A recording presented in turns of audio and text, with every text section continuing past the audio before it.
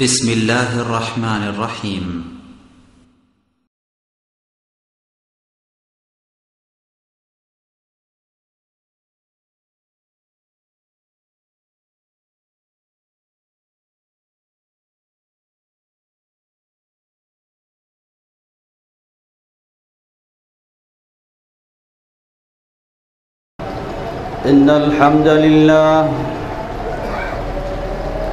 إن الحمد لله نحمده ونستعينه ونستغفره ونعوذ بالله من شرور أنفسنا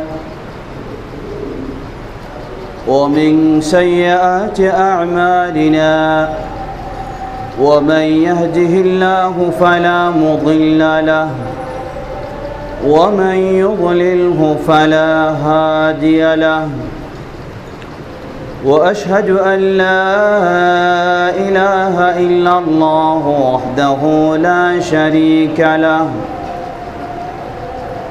وأشهد أن محمدًا عبده ورسوله يا أيها الذين آمنوا اتقوا الله حق تقاته ولا تموتن إلا وأنتم مسلمون يا أيها الناس اتقوا ربكم الذي خلقكم من نفس واحدة وخلق منها زوجها وبث منهما رجالا كثيرا ونساء واتقوا الله الذي تساءلون به والأرحام إن الله كان عليكم رقيبا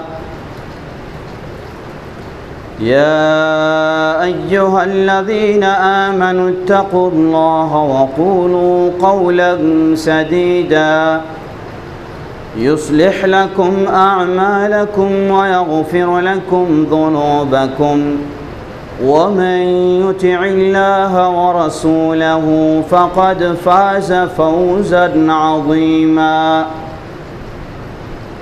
أما بعد فإن خير الحديث كتاب الله وخير الهدي هدي محمد صلى الله عليه وسلم وشر الأمور محدثاتها وكل محدثة بدعة وكل بدعة ضلالة وكل ضلالة في النار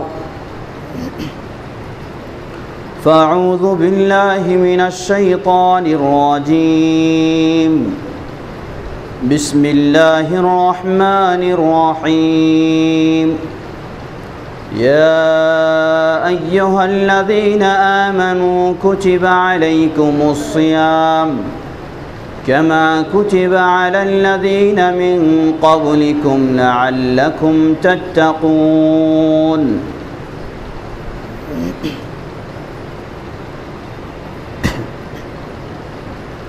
وعن أبي هريرة رضي الله تعالى عنه قال قال رسول الله صلى الله عليه وسلم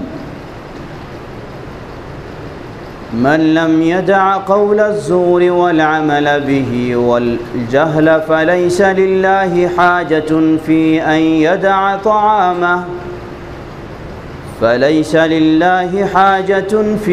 أن يدع طعامه وشرابه رواه البخاري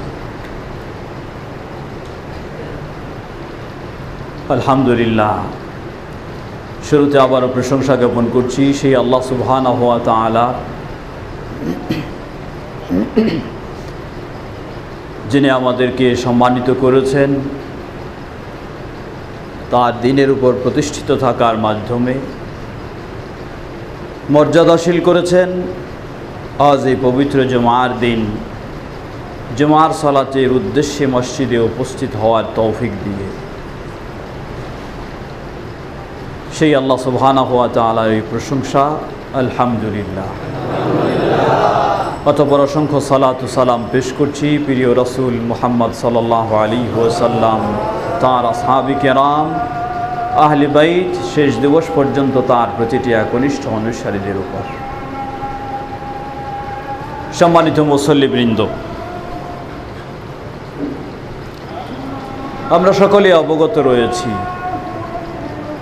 দীর্ঘ প্রতীক্ষা অপেক্ষার পর আল্লাহ সুবহানাহু ওয়া তাআলা আমাদেরকে কাছাকাছি নিয়ে এসেছেন। অল্প কিছুদিন পরেই আমরা আল্লাহর তৌফিকে পেয়ে যাব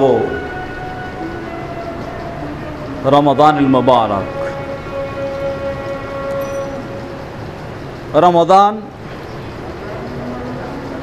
রমাদানের বিষয়টি কোনো নতুন বিষয় নয়। প্রতিটি মুসলিম কম বেশি আমরা রমাদানের বিষয়ে অবগত রয়েছি। রমাদান এর সিয়াম ও অন্যান্য ইবাদতের হুকুম আহকামও পর্যায়ক্রমে আপনারা জেনেছেন, আবার জানতে পারবেন ইনশাআল্লাহ। আজকের এই খুতবায় শুধু স্মরণ করে দিতে চাই, আল্লাহ সুবহানাহু ওয়া তাআলা রমাদান মাসকে আমাদের জন্য দিয়েছেন একটি বড় ধরনের প্রশিক্ষণের মাস। প্রশিক্ষণের মাস আমাদের খুব কাছাকাছি। আল্লাহ সুবহানাহু ওয়া তাআলা আমাদের সকলকে যেন এই মাস ঈমানের সাথে, সুস্থতার সাথে পেয়ে প্রকৃতপক্ষে প্রশিক্ষণ গ্রহণ করে আমাদের ঈমান ইসলামকে যেন সুন্দর করে নিতে পারি। আল্লাহ আমাদের সকলকে সে তৌফিক দান করুন। সম্মানিত মুসল্লিবৃন্দ, আল্লাহ সুবহানাহু ওয়া তাআলা সূরা বাকারায় 183 নম্বর আয়াতে স্পষ্টভাবে ঘোষণা দিলেন, يا أيها الذين آمنوا كتب عليكم الصيام كما كتب على الذين من قبلكم لعلكم تتقون। ওহে যারা ঈমান এনেছ, তোমাদের উপর সিয়াম ফরজ করে দেওয়া হয়েছে, যেমনইভাবে ফরজ করা হয়েছিল তোমাদের পূর্ববর্তীদের উপর। যেমনইভাবে ফরজ করা হয়েছিল তোমাদের পূর্ববর্তীদের উপর। এর উদ্দেশ্য এই নয়, এর অর্থ এই নয় যে আমরা যেই পদ্ধতিতে সিয়াম পালন করি হুবহু এই পদ্ধতিতেই পূর্ববর্তীদের জন্য সিয়াম ছিল, অর্থ এই নয়। বরং অর্থ হলো সিয়াম একটি ইবাদত। এই ইবাদত তোমাদের উপর ফরজ করা হলো যেমনইভাবে এই সিয়াম ইবাদত পূর্ববর্তীদের জন্য ফরজ ছিল। কিন্তু বৈশিষ্ট্যগত দিক দিয়ে, পদ্ধতিগত দিক দিয়ে কিছু না কিছু পার্থক্য অবশ্যই রয়েছে। যেমন উল্লেখযোগ্য পার্থক্য, রাসূল সাল্লাল্লাহু আলাইহি ওয়াসাল্লাম নির্দেশ দিলেন আমাদেরকে, তাসাহহারু, তোমরা সিয়াম পালনের উদ্দেশ্যে সাহারি খাও। এই সাহারি একটি বরকতময় খাওয়া। পার্থক্য হলো তোমাদের পূর্ববর্তীরা, বিশেষ করে আহলে কিতাব, ইহুদ এবং খ্রিস্টান, তারাও তাদের নবী রাসূলদের শরীয়ত অনুযায়ী সিয়াম পালন করত, কিন্তু তাদের মাঝে কোনো সাহারির ব্যবস্থা বা নিয়ম ছিল না। আর এই নিয়মটি শুধুমাত্র আমাদের নবী মুহাম্মদ সাল্লাল্লাহু আলাইহি ওয়াসাল্লাম এর শরীয়তেই রয়েছে। এমনই কিছু পার্থক্য রয়েছে, কিন্তু সিয়াম যে একটি ইবাদত, এই ইবাদত পূর্ববর্তীদের জন্য ছিল। সম্মানিত মুসল্লিবৃন্দ, আল্লাহ সুবহানাহু ওয়া তাআলা এই ফরজটি পালন করলে আমরা বহু ধরনের লাভবান হতে পারি। বহুভাবে উপকৃত হতে পারি, তার একটি গুরুত্বপূর্ণ দিক আল্লাহ এখানে তুলে ধরেছেন। আল্লাহ বলছেন লাআল্লাকুম তাত্তাকুন, সিয়াম পালনের মাধ্যমে তোমরা সংযমশীল হতে পারবে, সিয়াম পালনের মাধ্যমে তোমরা মুত্তাকি হতে পারবে। আর যদি কেউ মুত্তাকি হতে পারে, তার জন্য আল্লাহ সুবহানাহু ওয়া তাআলা কোরআনুল কারীমের অনেক আয়াতে সে সুসংবাদ দিয়েছেন। আল্লাহ রাব্বুল আলামিন বলেন, তিলকাল জান্নাতুল্লাতী উইদাল মুত্তাকুন, এ হলো সেই জান্নাত যেই জান্নাতের প্রতিশ্রুতি দেওয়া হয়েছে মুত্তাকিনদেরকে। যেই জান্নাত তৈরি করে রাখা হয়েছে, প্রতিশ্রুতি দেওয়া হয়েছে এই মুত্তাকিনদেরকে। যারা মুত্তাকি হতে পারবে, আল্লাহ সুবহানাহু ওয়া তাআলা অগ্রিম তাদের জন্য প্রস্তুত করে রেখেছেন সেই জান্নাত। আল্লাহ রাব্বুল আলামিন অন্য আরেক আয়াতে বলেন, ওয়া উজলিফাতিল জান্নাতু লিল মুত্তাকিনা গায়রা বাঈদ, দূরে নয়, খুব কাছে, অতি সন্নিকটে মুত্তাকিদের জন্য অতি সন্নিকটে নিয়ে আসা হয়েছে জান্নাতকে। সুতরাং জান্নাতে যেতে প্রয়োজন আপনার আমার মুত্তাকি হওয়া। আর মুত্তাকি হওয়ার একটি সবচেয়ে বড় মাধ্যম, বড় কাজ, সেটি হচ্ছে সিয়াম। সুতরাং বলা যেতে পারে যে এই সিয়ামের মাধ্যমে একজন মানুষ মুত্তাকি হতে পারে তথা জান্নাতের প্রতিশ্রুতি পেতে পারে, জান্নাতের অধিকারী হতে পারে। আল্লাহ সুবহানাহু ওয়া তাআলা আমাদেরকে সেই ধরনের মুত্তাকি হয়ে জান্নাতের অধিকারী হওয়ার তৌফিক দান করুন। আমিন। সাহাবী আবু উমামা আল বাহিলি রাদিয়াল্লাহু আনহু রাসূল সাল্লাল্লাহু আলাইহি ওয়াসাল্লামের কাছে এসে আরজ করলেন, হে আল্লাহ রাসূল সাল্লাল্লাহু আলাইহি ওয়াসাল্লাম, আখবিরনি বিআমালিন ইযা আমিলতুহু দাখালতুল জান্নাহ, আমাকে এমন একটি কাজের সংবাদ দিন, এই কাজটি আমি করতে পারলে আল্লাহ সেই কাজের বিনিময়ে আমাকে জান্নাতে প্রবেশ করাবেন। রাসূল সাল্লাল্লাহু আলাইহি ওয়াসাল্লাম বললেন, আলাইকা বিসিয়াম, তোমার কর্তব্য তুমি সিয়াম পালন করো, এই সিয়াম পালনের মাধ্যমে আল্লাহ সুবহানাহু ওয়া তাআলা তোমাকে জান্নাতে প্রবেশ করাবেন। সাহাবী যেন বিষয়টিকে খুব হালকা মনে করলেন, আবার জিজ্ঞাসা করলেন, হে আল্লাহ রাসূল সাল্লাল্লাহু আলাইহি ওয়াসাল্লাম, আমাকে সংবাদ দিন এমন আমলের, যেই আমল করার মাধ্যমে আমি জান্নাতে যেতে পারবো। একইভাবে জবাব দিলেন, বললেন, ফা ইন্না সিয়ামা লা আজলা আলাহ, তুমি কি ভাবছো, সিয়ামকে তুমি এত তুচ্ছ মনে করছো কেন? জেনে রাখো, জান্নাতে যাওয়ার জন্য সিয়ামের বিকল্প নেই। জান্নাতে যাওয়ার একটি বড় ধরনের মাধ্যম হচ্ছে সিয়াম। তবে অবশ্যই শর্ত হলো মুমিন হতে হবে। মুমিন না হয়ে যদি আপনি সিয়াম পালন করেন, গোটা জীবনেও যদি সিয়াম পালন করেন, সেই সিয়ামের মাধ্যমে আপনি কখনো জান্নাত পেতে পারেন না। সম্মানিত মুসল্লিবৃন্দ, আল্লাহ সুবহানাহু ওয়া তাআলার যাবতীয় প্রশংসা, যিনি আমাদেরকে এই রমাদানের কাছাকাছি পৌঁছার তৌফিক দিয়েছেন। আমরা যেন রমাদানের সিয়াম পালনের মাধ্যমে মুত্তাকি হয়ে আমাদের স্থান জান্নাতে নিশ্চিত করে নিতে পারি। আল্লাহ আমাদের সে তৌফিক দান করুন। সম্মানিত মুসল্লিবৃন্দ, একটি বিষয় স্মরণ করে দিতে হয়, মুত্তাকি কাকে বলা হয়, কে মুত্তাকি, এর পরিচয়টা কি? আমাদের সমাজে একটা ভাব দেখানো হয় যে মুত্তাকি হতে হলে একটা বড় জামা গায়ে দিতে হবে, অথবা মুত্তাকি হতে হলে 20 হাত বা 21 হাতের একটা পাগড়ি মাথায় দিতে হবে, অথবা মুত্তাকি হতে হলে কোনো একটা তরিকা ধরতে হবে, অথবা মুত্তাকি হতে হলে আরও কিছু করতে হবে। আসলে এই বিষয়টি খুব জটিল বিষয় নয়। মুত্তাকি হতে হলে কোনো প্রতিষ্ঠানে শিক্ষা অর্জন করে সার্টিফিকেট নিয়ে মুত্তাকি হওয়া যাবে, বিষয়টি এমন নয়। অথবা কোনো নির্দিষ্ট বেশভূষণ গ্রহণ করতেই হবে, সেটার মাধ্যমেই শুধু মুত্তাকি হওয়া যায়, বিষয়টি এমনও নয়। মুত্তাকি হওয়ার জন্য মাত্র আপনার মাঝে দুটি বৈশিষ্ট্য থাকতে হবে।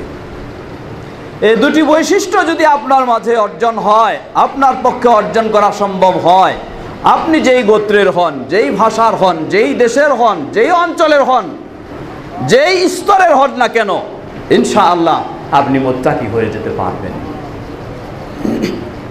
আপনার অর্থ নাও থাকতে পারে, আপনার গভীর অনেক শিক্ষা নাও থাকতে পারে, আপনার চেহারায় অনেক সৌন্দর্য নাও থাকতে পারে, কিন্তু যদি এই দুটি গুণ আপনার অর্জন হয় তাহলে আপনি মুত্তাকি হয়ে যেতে পারবেন। এজন্য তাকওয়ার সংজ্ঞায় বলা হয় তাকওয়া আন তাজআলা বাইনাকা ওয়া বাইনা আযাবিল্লাহি বিকায়া বিইত্তিখাযি আওয়ামিরিহি বিইমতিসালি আওয়ামিরিহি ওয়া ইজতিনাবি আন নাওয়াহিহি। তাকওয়া হচ্ছে, মুত্তাকি হতে হলে তাকওয়া অর্জন করতে হয়। আর তাকওয়া কি? আন তাজআলা বাইনাকা ওয়া বাইনা আযাবিল্লাহি বিকায়া, আপনি এবং আল্লাহর আযাবের মাঝে একটা আড়াল তৈরি করে নেবেন। এই আড়াল তৈরি করে নিলেই আপনি মুত্তাকি হতে পারবেন, জাহান্নামের আযাব থেকে বাঁচতে পারবেন। এখন এই আড়ালটা কি দিয়ে তৈরি করবেন? পৃথিবীর সবচেয়ে কঠিন বস্তু, শক্ত বস্তু দিয়ে তৈরি করলেই কি জাহান্নাম থেকে আড়াল তৈরি করা সম্ভব হবে? তা কখনো নয়। এই আড়াল তৈরি করতে গেলে সেই দুটি বিষয়ের প্রয়োজন, যেই দুটি গুণের মাধ্যমে মুত্তাকি হওয়া যায়। সেই দুটি হচ্ছে, প্রথম ইমতিসালু আওয়ামিরিল্লাহি আযজা ওয়া জাল্লা। আল্লাহ সুবহানাহু ওয়া তাআলা ইসলামী শরীয়তে তিনি সরাসরি নিজে অথবা তার নবী মুহাম্মদ সাল্লাল্লাহু আলাইহি সাল্লামের মাধ্যমে যে সমস্ত নির্দেশ জারি করেছেন, এই নির্দেশগুলি পালন করা, এটা হলো প্রথম বৈশিষ্ট্য। সুতরাং আল্লাহ নির্দেশ জারি করেছেন সালাত আদায় করা। আপনি যদি সালাত আদায় না করেন, যে ধরনের বেশভূষণ গ্রহণ করেন না কেন, কোশ্চিন কালও আপনার পক্ষে মুত্তাকি হওয়া সম্ভব নয়, জান্নাতেও যাওয়া সম্ভব নয়। আল্লাহ সুবহানাহু ওয়া তাআলা ইসলামী শরীয়তে যে নির্দেশ দিয়েছেন, এই নির্দেশগুলি পালন করা হলো প্রথম বৈশিষ্ট্য। দ্বিতীয় বৈশিষ্ট্য, ওয়া ইজতিনাবু আন নাওয়াহিহি। আল্লাহ সুবহানাহু ওয়া তাআলা ইসলামী শরীয়তে যে সমস্ত নিষেধাজ্ঞা জারি করেছেন, এই সব নিষিদ্ধ বিষয়গুলি থেকে বিরত থাকা হচ্ছে দ্বিতীয় বৈশিষ্ট্য।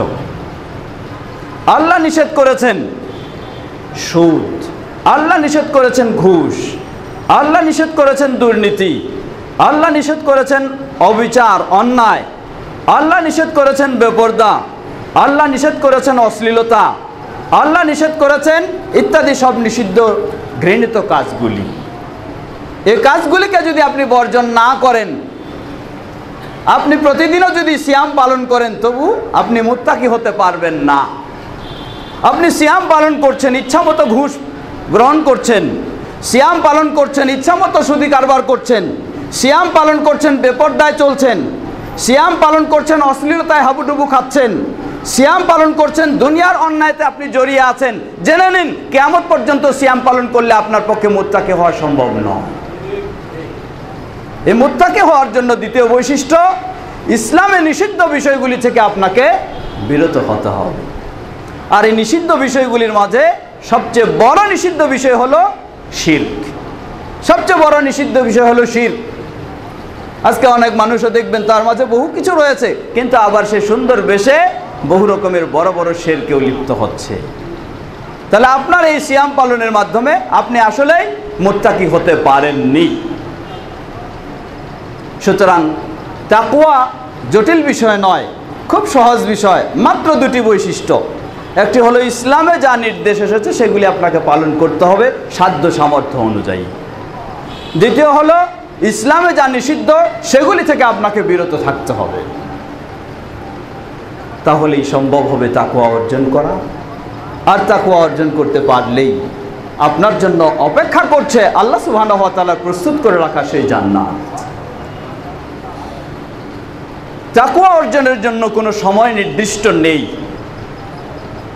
বছরের 12 মাসে আপনি ইচ্ছা করলে, চেষ্টা করলে তাকওয়া অর্জন করতে পারেন। তবে উত্তম সময়, উপযোগী সময় সেটা হচ্ছে এই রমাদান মাস।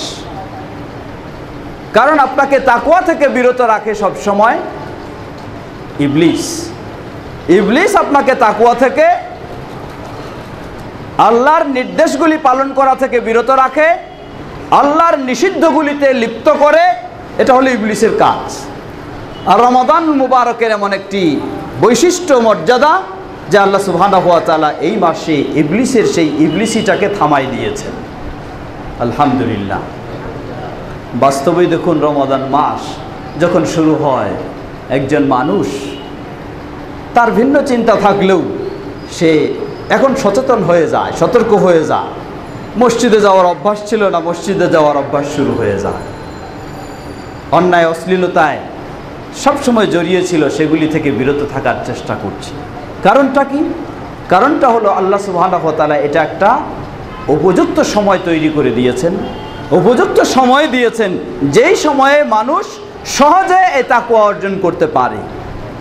সুতরাং সম্মানিত মুসল্লিবৃন্দ, আসছে আপনার সামনে এই রমাদান মাস। হতে পারে নয়, বরং আপনাকে এটাই মনে করতে হবে যে এটাই হতে পারে, এটাই আপনার জীবনের শেষ রমাদান। এটাই আপনাকে চিন্তা রাখতে হবে যে এটাই আপনার জীবনের শেষ রমাদান। আর কখনো আসবে কিনা জানেন না আপনি, সুযোগ পাবেন কিনা জানেন না আপনি। সুতরাং এই রমাদানে কিভাবে আপনি সেই তাকওয়া অর্জন করবেন, কিভাবে আপনার ঈমানটাকে ঝালাই করে নেবেন, কিভাবে আপনার ঈমানটাকে মজবুত করে নেবেন, কিভাবে আপনার ঈমানটাকে নবায়ন করে নেবেন, কিভাবে আপনার ঈমানটাকে মরিচা মুক্ত করবেন, কিভাবে আপনার ঈমানটাকে আরো তাজা করে নেবেন, সেই প্রস্তুতি আপনাকে নিতে হবে এই রমাদানে। আল্লাহ সুবহানাহু ওয়া তাআলা আমাদের সকলকে সে তৌফিক দান করুন।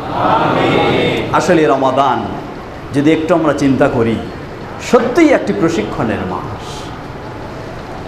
আপনি রমাদানের সিয়াম পালন করেছেন, আবার ইচ্ছা মতো সব কিছুই করে যাচ্ছেন। আপনার সিয়ামের মূল্য কতটুকু? আল্লাহ রাসূল সাল্লাল্লাহু আলাইহি ওয়াসাল্লাম স্পষ্ট ঘোষণা দিয়েছেন,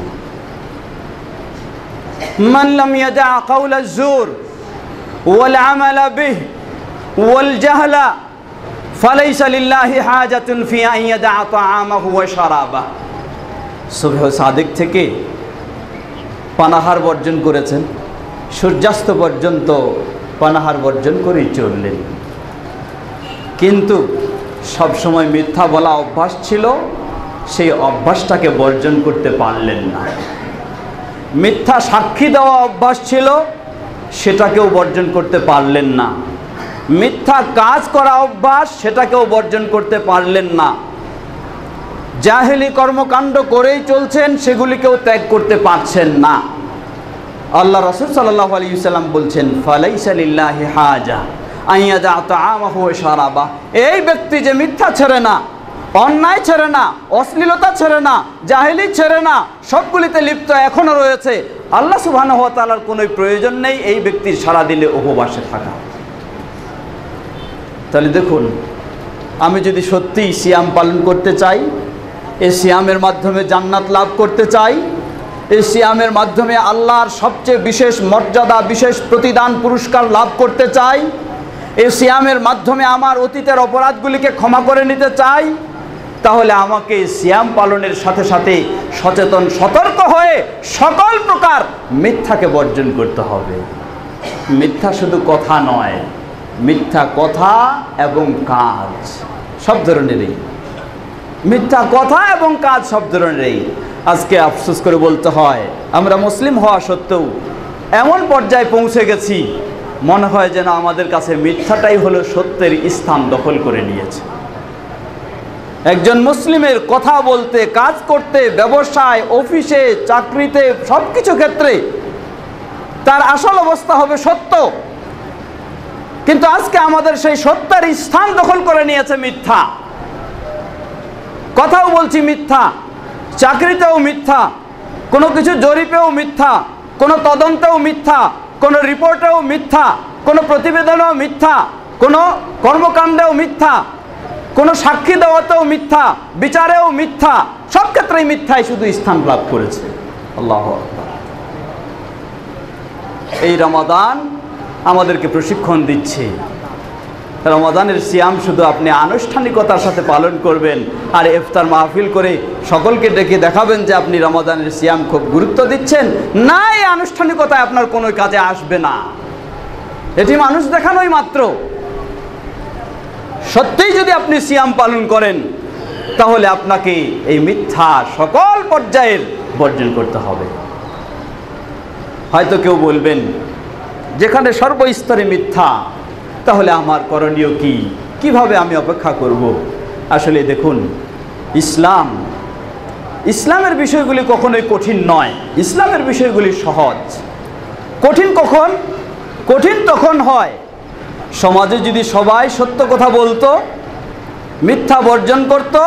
ইসলামের বিষয়টি খুবই সহজ এবং খুবই কল্যাণকর, খুবই উপযোগী, উপকারী। কিন্তু সমাজে যখন অনেকেই সত্যবাদ দিয়ে মিথ্যার আশ্রয় নিয়েছে, যার ফলে আপনার জন্য কঠিন হয়ে গেছে। প্রকৃতপক্ষে ইসলামের বিষয়টি কঠিন নয়, ইসলামের বিষয়টি সহজেই। এই কঠিন পরিবেশে আপনি যদি একটু কঠিন অবস্থানে ধৈর্য ধারণ করতে পারেন, তাহলে আপনার জন্য রয়েছে বড় প্রতিদান। রাসূল সাল্লাল্লাহু আলাইহি ওয়াসাল্লাম বলেন, এমন এক সময় পরিবেশ এসে যাবে, যে সময় মানুষ হারামটাকে হালালের মতো গ্রহণ করা শুরু করবে, অন্যায়টাকে ন্যায় হিসাবেই সবাই করতে শুরু করবে, মিথ্যাটাকে সত্যের মতোই ব্যবহার করতে শুরু করবে। ওই পরিবেশে যদি আপনি ধৈর্য ধারণ করে হালালের উপর অটল থাকার চেষ্টা করেন, সত্যের উপরে অটল থাকার চেষ্টা করেন, ন্যায়ের উপরে অটল থাকার চেষ্টা করেন, রাসূল সাল্লাল্লাহু আলাইহি ওয়াসাল্লাম সুসংবাদ দিয়েছেন, আপনাকে প্রতিদিন 50 জনের ইবাদতের সমান সওয়াব দান করা হবে। সুতরাং হে মুসলিম, আল্লাহকে ভয় করুন। দুনিয়ার জীবনটা আপনার জন্য একটু কষ্ট করেই হতে পারে, অস্বাভাবিক নয়। দুনিয়া আপনার শান্তির স্থান নয়, দুনিয়াটা আপনার জন্য কষ্টেরই স্থান। সেটা মনে করে একটু কষ্ট হলেও আপনি ন্যায়ের উপরে, সত্যের উপরে, হকের উপরে, হারামের উপরে, হালালের উপরে অটল থাকার চেষ্টা করুন।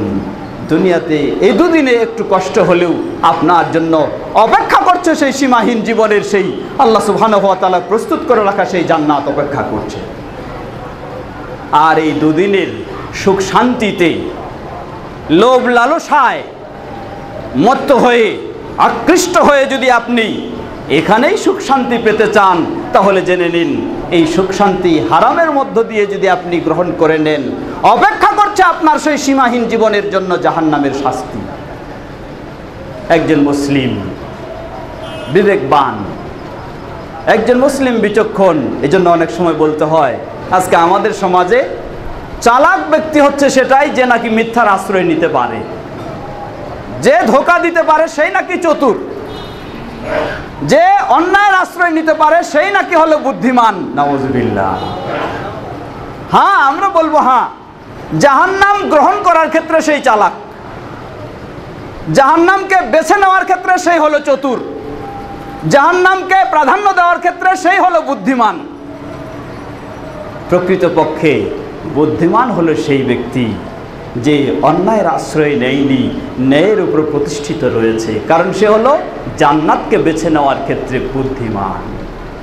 জান্নাতকে বেছে নেওয়ার ক্ষেত্রে সেই হলো আসল চালাক ব্যক্তি। সুতরাং এই কষ্টের মাঝেও আপনাকে একটু ধৈর্য ধারণ করতে হবে। এই ধৈর্যের প্রশিক্ষণ দিবে আমাদের এই সিয়াম, রমাদান মাসের সিয়াম। আপনার সামনে অনেক খাদ্য প্রস্তুত, সরকারও বাধা দেয় না, জনগণও বাধা দেয় না।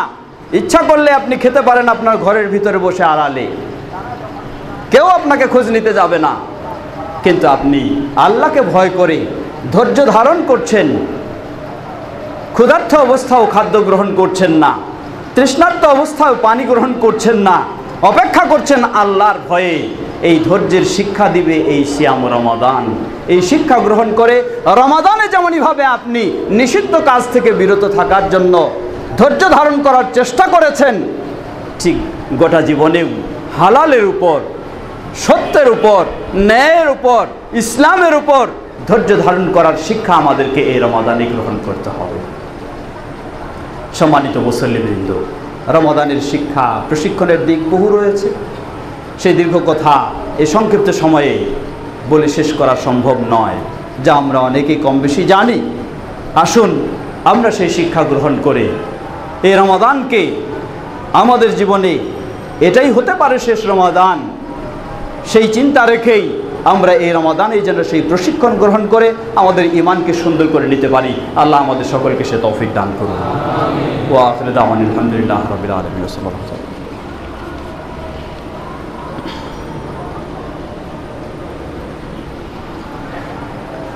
আলহামদুলিল্লাহ ওয়াসসালাতু ওয়াসসালামু আলা রাসূলিল্লাহি আম্মা বা'দ। সম্মানিত মুসলিমবৃন্দ, এই রমাদান মাস, এ মাস হচ্ছে কোরআন নাজিলের মাস। আজকে আমাদের সমাজে নিয়ম হয়ে গেছে রমাদান মাস আসলে আমরা কোরআন খুলি, আর রমাদান চলে গেলে আবার আমরা কোরআন বন্ধ করে ফেলি। এমনটি কোনো মুসলিমের জন্য হতে পারে না। আল্লাহ কোরআনুল কারীমের শুরুতেই বললেন হুদাল লিল মুত্তাকিন। বরং যেই আয়াত এই রমাদানের কথা স্মরণ করে দিচ্ছে সেই আয়াতও আল্লাহ বললেন শাহরু রমাদান আল্লাযী উনজিলা ফীহিল কুরআন হুদাল লিন-নাসি ওয়া বায়িনাতিন মিনাল হুদা ওয়াল ফুরকান। এ হলো সেই মাস যেই মাসে কোরআন নাজিল হয়েছে। এ হলো সেই মাস যেই মাসে কোরআন নাজিল হয়েছে। কেন? হুদাল লিন-নাস, সমগ্র বিভ্রান্ত ক্ষতিগ্রস্ত মানুষকে শান্তির দিকে পথ দেখাতে পারে একটাই মাত্র গ্রন্থ, সেটি হলো আল কোরআনুল কারীম। এই কোরআনেই ক্ষতিগ্রস্ত বিশ্বকে ক্ষতিগ্রস্ত মুক্ত করতে পারে। এই কোরআনেই অশান্ত পরিবেশকে শান্ত করতে পারে। এই কোরআনেই মাজলুম সমাজকে জুলুম মুক্ত করতে পারে।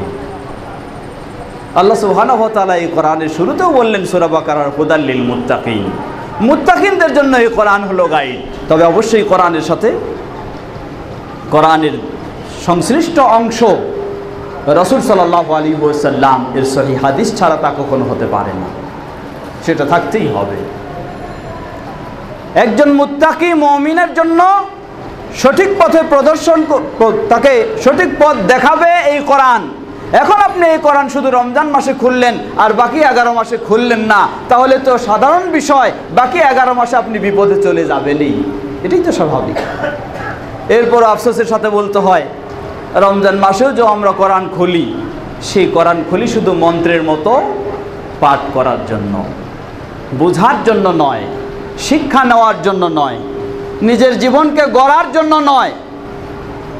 রমজান মাসে দুইভাবে তেলাওয়াত করি আমরা, এক হলো ব্যক্তিগতভাবে তেলাওয়াত, আর এক হলো তারাবির সালাতে তেলাওয়াত। তারাবির সালাতের তো বর্ণনা অপেক্ষায় রাখে না। তারাবির সালাতে ছিল 30 দিনে এক কোর্স, শুরু হলো 30 দিনের পরে 20 দিনে কোর্স, 20 দিন থেকে আরও শর্ট কোর্স হলো 10 দিনের কোর্স। এখন শুনলাম গত কয়েকদিন আগে বলল একজন যে না 10 দিন না, এখন 6 দিনে কোর্স রয়েছে। 6 দিনে তারাবিতে কোরআন খতমের কোর্স। আসলে এগুলি খেলতামাশা ছাড়া আর কিছুই নয়। 6 দিনে যদি কোরআন খতম করা হয় তাহলে ওই সালাতের এই অবস্থা কি হবে, আর ওই কোরআন তেলাওয়াতের অবস্থা কি হবে, যা কারো বোঝার কোনো দিন সুযোগ থাকবে না। মন্ত্রের চেয়েও মনে হয় আরও দ্রুত পড়া ছাড়া তার উপায় নেই। এ ধরনের কোরআনের সাথে শুধু তামাশা ছাড়া কিছুই নয়। সম্মানিত মুসল্লিবৃন্দ, সুতরাং কোরআন প্রশিক্ষণের একটি বড় মাধ্যম হলো কোরআন প্রশিক্ষণ গ্রহণের। কোরআনের সাথে রাসূল সাল্লাল্লাহু আলাইহি ওয়াসাল্লামের সুন্নাহ, রাসূল সাল্লাল্লাহু আলাইহি ওয়াসাল্লামের বিশেষ নিয়মেই ছিল তিনি অন্যান্য মাসের চেয়ে এই রমাদান মাসে তিনি কোরআনুল কারীম বেশি বেশি তেলাওয়াত করতেন। জিবরিল আলাইহিস সালাম রমাদানের রাত্রিতে রাসূল সাল্লাল্লাহু আলাইহি ওয়াসাল্লামের কাছে এসে নাজিল হওয়া অংশগুলি পরস্পরে পড়তেন এবং একে অপর শুনতেন ও শোনাতেন এই রমাদান মাসে। সুতরাং সেই দৃষ্টিকোণ থেকে অবশ্যই আমরা এই রমাদানে কোরআনের গুরুত্ব দেব। এর অর্থ এই নয় শুধু রমাদানে কোরআনকে সীমাবদ্ধ করব, রমজান চলে গেলে আর কোরআনের কোনো খোঁজ খবর রাখবো না, তা নয়। একজন মুসলিম গোটা জীবনেই তার কোরআনের সাথে সম্পৃক্ত থাকবে, সুন্নাহর সাথে সম্পৃক্ত থাকবে। সেই প্রশিক্ষণও আমাদেরকে নিতে হবে এই রমাদান মাসে।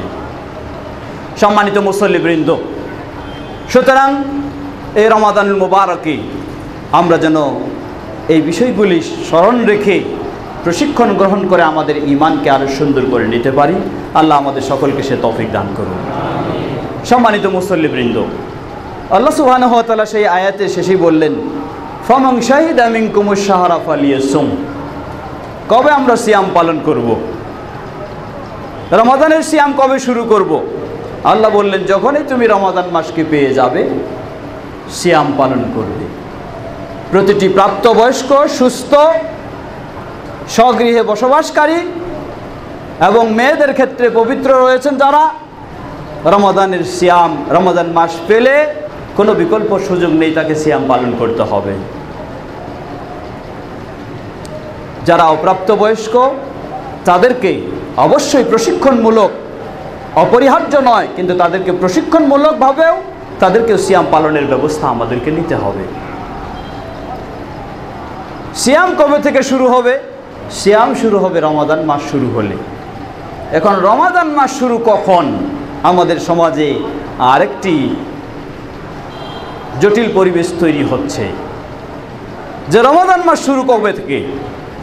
রমাদান মাস শুরু পৃথিবীতে সর্বপ্রথম যেদিন চাঁদ দেখা দিবে সেদিনের সাথে শুরু, না সৌদি আরবের সাথে শুরু, না বাংলাদেশের চাঁদ দেখার সাথে শুরু। এ নিয়ে আরেক জটিলতা শুরু হয়েছে। বিশেষ করে যারা সহিহ আকীদার দিকে ফিরে এসেছেন তাদের মাঝে কিছু ব্যক্তির মিসগাইডের কারণে তাদেরকেও আজকে এই শান্ত পরিবেশকে অশান্ত করার তারা চেষ্টা করছে। আমরা বলবো, যেভাবে আমরা সিয়াম পালন করছি আমাদের অঞ্চলে চাঁদ দেখে কোরআন এবং সহিহ সুন্নাহর সঠিক নিয়ম অনুযায়ী, এতে কোনো সন্দেহ করার সুযোগ নেই। রাসূল সাল্লাল্লাহু আলাইহি সাল্লামের যুগে, সাহাবায়ে কেরামদের যুগে এই পদ্ধতিতেই ছিল। খুলে দেখুন আপনি কোরআন এবং সুন্নাহ। তবে সাহাবায়ে কেরামদের পরে তাবেঈনদের দিক থেকে কবে থেকে সিয়াম শুরু হবে? পৃথিবীর সর্বপ্রথমে দেখা গেলে সেদিন থেকে না আপন অঞ্চলে চাঁদ দেখে, না আপন দেশে, সে নিয়ে আলেম সমাজ তিন মতের দিকে গেছেন কেউ কেউ। এক্ষেত্রে আমরা বলবো কোরআন ও সহিহ সুন্নাহর আলোকে সঠিক হচ্ছে। ইসলাম কোনো একটি সময়ের জন্য সীমাবদ্ধ নয়। নবী সাল্লাল্লাহু আলাইহি ওয়াসাল্লাম যেদিন ইসলাম তিনি নিয়ে এসেছেন সেদিন থেকে শুরু করে কিয়ামত পর্যন্ত ইসলাম সকল সময়ের জন্য, সকল পরিবেশের জন্য। আর এই ইসলামের বিধানগুলি কিছু নতুন আবিষ্কার হলে ইসলামের বিধানটাও নতুন হয়ে যাবে, ইসলাম কখনো এমন নয়। বরং ইসলামের যে বিষয়গুলি আল্লাহ সুবহানাহু ওয়া তাআলা সেভাবেই দিয়েছেন, যতই নতুন আবিষ্কার হোক না কেন তার সাথে এর সামঞ্জস্য অবশ্যই রয়েছে। আজকে আমাদের কিছু ভাইয়েরা উন্নত প্রযুক্তির দোহাই দিয়ে, আরও বিভিন্ন কিছুর দোহাই দিয়ে তারা আজকে সৌদির সাথে সিয়াম পালন করছেন। স্পষ্টভাবে জেনে নিন, যারা সৌদির সাথে সিয়াম পালন করছেন এবং বলেন যে তারা পৃথিবীকে ঐক্য, মুসলিমদেরকে ঐক্য সৃষ্টি করতে চায়, ঐক্যের দিকে নিয়ে আসতে চায়, এটি সম্পূর্ণ তাদের বাতিল চিন্তা ছাড়া আর কিছুই নয়। এবং কোরআন ও সুন্নাহ স্পষ্ট আপনি খুলে দেখুন, সৌদির সাথে আপনাকে সিয়াম পালন করতে হবে, ইসলামে এমন কোনো নির্দেশ নেই। এবং এটি ইসলামের কোরআন সুন্নাহর দলিলের আলোকেও নয়, কোনো যুক্তির আলোকেও নয়। যার কারণে আপনি যেই সৌদির সাথে সিয়াম পালন করার জন্য আজকে একটা শান্ত পরিবেশকে অশান্ত করছেন, সুশৃঙ্খল সমাজকে বিশৃঙ্খলা সৃষ্টি করছেন, সেই সৌদি আরবের ফতোয়া বোর্ডের ফতোয়া একটু আপনি জেনে দেখার চেষ্টা করুন। সেই সৌদি আরবের শীর্ষ ওলামায়ে কেরামদের বক্তব্যকে একটু আপনি জানার চেষ্টা করুন। এত স্পষ্ট তাদের ফতোয়া, এখানে আর ভিন্ন কোনো চিন্তা করার সুযোগ থাকে না। পৃথিবীর শীর্ষ আলেম, সর্বস্বীকৃত আলেম আল্লামা শাইখ ইবনে বাজ রাহিমাহুল্লাহ তার জীবদ্দশায় পাকিস্তান থেকে, পাকিস্তানের সৌদি দূতাবাসের কর্মকর্তারা তারা শেখ ইবনে বাজ রাহিমাহুল্লাহর কাছে চিঠি লিখলেন, জিজ্ঞাসা করলেন যে আমরা পাকিস্তানের নাগরিক না, আমরা সৌদির নাগরিক, কিন্তু পাকিস্তানে আমরা কর্মরত। যখন রমাদান শুরু হয়, আমরা কি সৌদির সাথে রমাদানের সিয়াম শুরু করব, ঈদ পালন করব? না, পাকিস্তানের মুসলিমেরা তারা কখনো সৌদির একদিন পরে, কখনো সৌদির 2 দিন পরে পালন করে, তাদের সাথে পালন করব। শেখ ইবনে বাজ রাহিমাহুল্লাহ তিনি স্পষ্টভাবে জানালেন, মাজমু ফতোয়ার 15তম খণ্ডের 100 থেকে 151 পৃষ্ঠায় বিস্তারিতভাবে রয়েছে বর্ণনা। তিনি বললেন, ইয়ালজিমু আলাইকুম আন তাসুমু মাআল মুসলিমিনা বিহা, তোমরা পাকিস্তানি নাগরিক তো দূরের কথা, সৌদি নাগরিক যারা পাকিস্তানে বসবাস করছো, অবস্থান করছো, কর্মরত, তোমাদের জন্য অপরিহার্য তোমরা পাকিস্তানের মুসলিমেরা যখন সিয়াম পালন করে তখন তোমরা তাদের সাথে সিয়াম পালন করবে। স্পষ্টভাবে বললেন। কি বললেন? বললেন ইয়ালজিমু আলাইকুম আন তাসুমু মাআল মুসলিমিনা বিহা লিআমরাইন, 2টি কারণে তোমাদের সেই পাকিস্তানের মুসলিমদের সাথে সিয়াম পালন করা অপরিহার্য। একটি কারণ হলো রাসূল সাল্লাল্লাহু আলাইহি ওয়াসাল্লামের নির্দেশ, তাসুমু ইয়াউমা ইয়াসুমুন নাস আও সুমু ইয়াউমা ইয়াসুমুন নাস, যেদিন সেই এলাকা সেখানকার মুসলিমেরা সিয়াম পালন করে, সেদিন তাদের সাথে তোমরা সিয়াম পালন করো। অতএব তাদের আগে করবে এটি হবে না। দ্বিতীয়, ইসলাম নির্দেশ দিয়েছে ঐক্যের, বিশৃঙ্খলা সৃষ্টির জন্য নয়। অতএব সেখানকার মুসলিমেরা চাঁদ দেখে দলিল প্রমাণ সহকারে যেভাবে পালন করে আর তোমরা ভিন্নভাবে করবে, এটি ওই পরিবেশে তোমরা যেন বিশৃঙ্খলা সৃষ্টি করছো, এটি তোমাদের জন্য কখনো হালাল নয়। এ হলো পাকিস্তানের দূতাবাস। বাংলাদেশের দূতাবাসের কথা একটু চিন্তা করুন। বাংলাদেশে কর্মরত সৌদি দূতাবাসের যারা কর্মকর্তা, তারা জানলেন যে পাকিস্তানের কর্মরত কর্মকর্তারা শেখ ইবনে বাজ রাহিমাহুল্লাহর কাছে এই ফতোয়া পেলেন। এখন আমরা সৌদি আরবের আরেকজন বড় পণ্ডিত, আরেকজন বিজ্ঞ আলেম, তাকে আমরা একটু যাচাই করে দেখি তিনি আবার কি ফতোয়া দেন। বাংলাদেশে সৌদি দূতাবাসে কর্মরত যারা সেই কর্মকর্তারা, তারা সৌদি আরবের আরেকজন অন্যতম বিশিষ্ট ইসলামী স্কলার আল্লামা মুহাম্মদ বিন সালেহ আল হুসাইমিন রাহিমাহুল্লাহ তাকে প্রশ্ন করলেন যে আমরা সৌদি নাগরিক কিন্তু কর্মরত বাংলাদেশে, এখন আমরা সৌদি নাগরিক হিসাবে সৌদির মানুষেরা যেদিন চাঁদ দেখে সিয়াম শুরু করে, যেদিন ঈদ পালন করে, সেদিন আমরা করব না বাংলাদেশের মুসলমানরা কখনো 1 দিন 2 দিন তাদের পরে চাঁদ দেখে করে এখানে এদের সাথে করব? আল্লাহু আকবার। ইবনে উসাইমিন রাহিমাহুল্লাহ একইভাবে জবাব দিলেন। তিনিও বললেন, ইয়াজিবু আলাইকুম আন তাসুমু মাআল মুসলিমিনা বিহা, তোমাদের জন্য ওয়াজিব তোমরা বাংলাদেশের মুসলিমদের সাথে সেদিনই তোমরা সিয়াম পালন করে ঈদ পালন করো। আশ্চর্য বিষয়, আজকে বাংলাদেশে সৌদি নাগরিক যারা বসবাস করছে তাদের জন্য যদি সৌদি বড় বড় আলেম, বিশ্ব স্বীকৃত আলেম, ফতোয়া বোর্ড, তাদের ফতোয়া অনুযায়ী যদি সেই সৌদি নাগরিকদের বাংলাদেশের মুসলমানদের সাথে ঈদ ও সিয়াম পালন করাটা ওয়াজিব হয়ে যায়, তাহলে এই বাংলাদেশের মুসলমানের জন্য কিভাবে জায়েজ হতে পারে সৌদির সাথে ঈদ পালন করা? এটা গেল একদিক। দ্বিতীয় দিক লক্ষ্য করুন, 2014 সালের রমাদান পৃথিবীতে সর্বপ্রথম সৌদির 1 দিন আগে উত্তর আমেরিকায়, অস্ট্রেলিয়ায়, নাইজেরিয়ায় সৌদির 1 দিন আগে তারা চাঁদ দেখেছেন এবং সিয়াম পালন শুরু করেছেন। তাহলে সৌদির সাথে সিয়াম পালন করার মাধ্যমে যদি গোটা বিশ্বে ঐক্য কেউ করতে চায়, তাহলে ইসলাম কি ওই অস্ট্রেলিয়ায় এবং নাইজেরিয়ায় ও উত্তর আমেরিকায় যারা রয়েছেন সৌদির 1 দিন আগে চাঁদ দেখেছেন, তাদের কি তাহলে ইসলাম সুযোগ দিবে যে তোমরা চাঁদ দেখা সত্ত্বেও রাখতে পারবে না, কারণ সৌদির সাথে রেখে তোমাদেরকে এক বিশ্ব করতে হবে? তা কি বৈধ তাদের জন্য? কোশ্চেন কালেও তাদের জন্য হালাল হবে না। সুতরাং আজকে এই সমস্ত বিশৃঙ্খলা, আমরা বলবো এই ধরনের কিছু ব্যক্তি কিছু বই লেখে এবং কিছু গরম ফতোয়া দিয়ে গরম কথা বলে আজকে সুন্দর সমাজকে বিশৃঙ্খলা সৃষ্টি করতে চায়। এ বিষয়ে এই সময় দীর্ঘ কথা বলার সুযোগ নেই। এ বিষয়ে আলদিন আল ইসলামে এবং তাওহিদ মিডিয়া বা jumarkhutbah.com সেখানে আমার 3টি লেকচার 5 ঘন্টার বিস্তারিতভাবে তারা যে সমস্ত দলিল প্রমাণ পেশ করে মানুষকে একটা বিভ্রান্তিতে ফেলার চেষ্টা করে, সেগুলির জবাব এবং আসলে কি হতে পারে বিষয়টি এ সম্পর্কে বিস্তারিত রয়েছে। সুযোগ হলে যারা সম্ভব হবে সেগুলি শুনে বিস্তারিতভাবে বোঝার চেষ্টা করবেন।